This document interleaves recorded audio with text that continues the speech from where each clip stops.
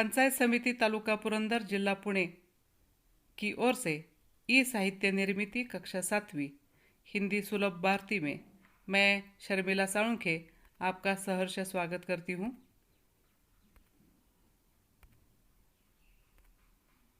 आज हम इयत्ता 7वीं की फूल और कांटे ये कविता देखेंगे। इनके कवि है अयोध्या सिंह उपाध्याय, इन्हें हरिओम जी भी कहते हैं।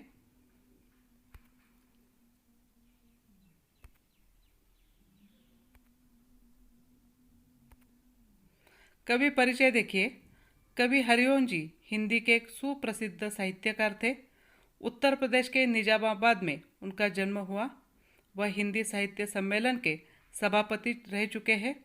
विद्या वाचस्पति की उपाधि से उन्हें सम्मानित किया है। प्रिय प्रवास हरिओम जी का सबसे महत्वपूर्ण ग्रंथ है। उनका साहित्य इस प्रकार है: प्रिय प्रवास, कवि सम्राट, वैदेही वनवास, हिंदी भाषा और साहित्य विकास आदि उनके उल्लेखनीय ग्रंथ है तथा बाल वैभव, बाल विकास, फूल पत्ते आदि बाल साहित्य भी प्रसिद्ध है। निजामाबाद में ही उनका देहवासन हो गया है। फूल और कांटे इस कविता से कवि हरिओम जी ने दिया हुआ संदेश हम देखेंगे। कवि कहते हैं, फूल और कांटे एक पौधे के हिस्से होते हैं। इस प्रकार दोनों सहोदर भाई हुए, लेकिन दोनों के स्वभाव और कार्य पद्धति में अंतर होता है। फूल जहाँ लोगों के चेहरे पर मुस्कान बिखेरते हैं, वही कांटे चुभ कर लोगों को कष्ट देते हैं। इस प्रकार फूल का स्वभाव धार्मिक तथा कांटे का स्वभाव अधार्मिक है। इस कविता से कवि और भी संदेश देना चाहते हैं कि हर किसी व्यक्ति का कर्म ही होता है जो उन्हें महानता के शिखर पर ले जाता है। उसमें जन्म कुल का कोई स्थान नहीं होता। फूल और कांटे इस कविता का हम भावार्थ देखेंगे। है जन्म लेते जगह में एक ही पौधा उन्हें है पालता, रात में उन पर चमकता चांद भी एक ही सी चांदनी है डालता। कवि हमें बताते हैं कि फूल और कांटे का जन्म एक ही पौधे में हुआ, लेकिन उन दोनों का भरण पोषण एक ही अवस्था में होता है।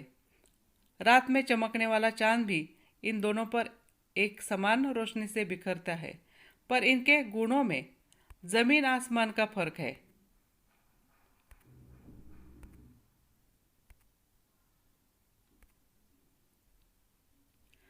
मेह उन पर है बरसता एक सा, एक सी उन पर हवाएं वही,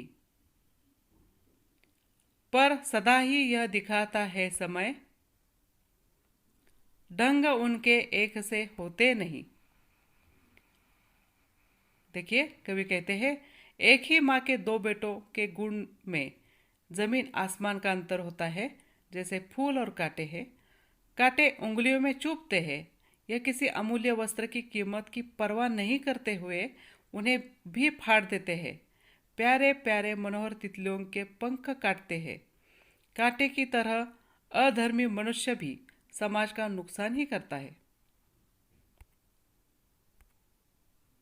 शब्दार्थ देखिए। मेघ, मेह, बरसात, वर्षा उसे कहते हैं, बारिश भी कहते हैं। ढंग, रीति, शैली। सोहता यानी कि सहन करना, उल्टा भी कहते हैं हम। मेह, मेघ भी कहेंगे। वर्षा, बारिश, उसका समानार्थ वाला शब्द बरसात भी होगा। रीति का समानार्थ वाला शब्द ढंग भी होगा। सोता यानी सहन करना। समानार्थ वाले शब्द देखेंगे हम। पुष्प, उसे फूल भी कहते हैं। शाम यानी कि संध्या। सुगंध यानी गंध। विरुद्धार्थी शब्द, इसे विलोम शब्द भी कहते हैं। रात, रात का विलोम शब्द है दिन। जन्म, जन्म का विलोम शब्द है मृत्यु।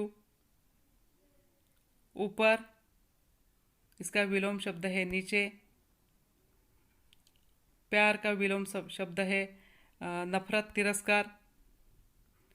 फूल, कांटे। चलो इस कविता को हम गाते हैं।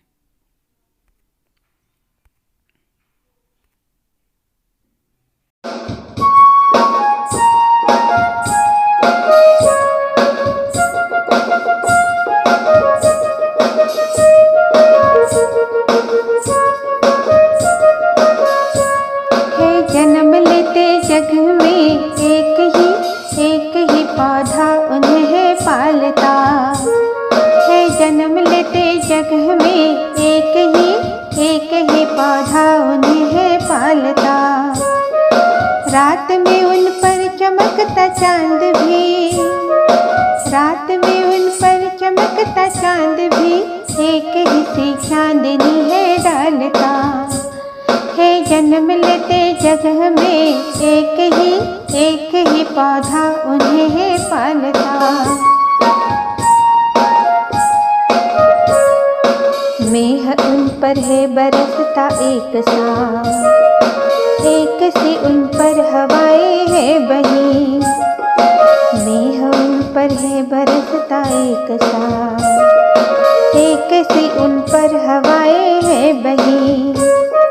पर सदा ही यह दिखाता है हमें, पर सदा ही यह दिखाता है हमें, ढंग उनके एक से होते नहीं है। जन्म लेते जगह में एक ही पौधा उन्हें पालता। छेद कर काटा किसी की उंगलियां, फाड़ देता है किसी का वरवसन। छेद कर काटा किसी की उंगलियां, फाड़ देता है किसी का वरवसन।